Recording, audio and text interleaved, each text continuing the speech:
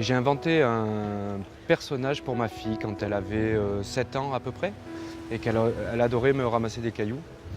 Donc comme j'en avais partout dans la maison, dans la voiture, partout, on a cherché des livres dont les héros sont des cailloux ou pour les enfants.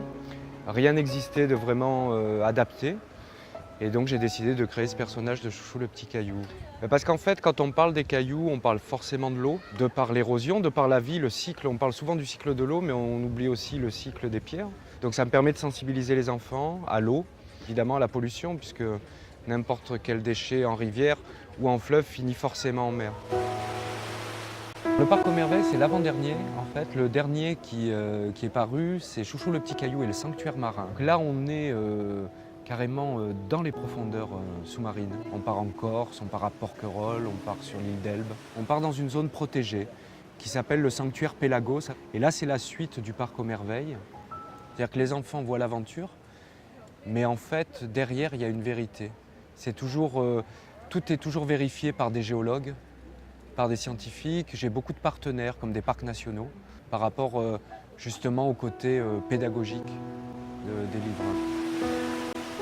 Chouchou le petit caillou, lors de chaque aventure, rencontre plein de nouveaux copains, des pierres notamment. Bon, il y a aussi beaucoup de faune et de flore dans mes histoires.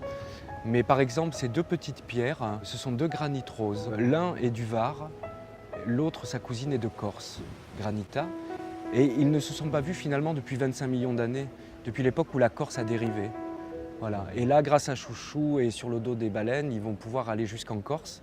Et il va revoir sa cousine qui a un petit peu changé, parce que la Corse, ça change quand même. Voilà, c'est une manière ludique de sensibiliser aux sciences de la Terre, à la géologie, à l'eau, les enfants. Un spectacle qui est associé, c'est une vidéoprojection. Moi, en fait, je compte. Donc assis, en basculant tous les dessins de Magali Chirico, je module aussi les sons. Il y a des sons qui apparaissent de forêt, d'eau, etc., de volcans. À la fin, tout le monde est en général assez zen. Ce sont des contes poétiques.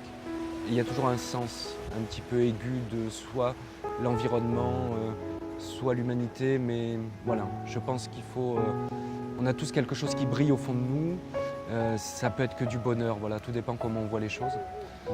Et moi, j'essaye qu'on soit toujours sur le côté ensoleillé de la rue, jamais trop à l'ombre.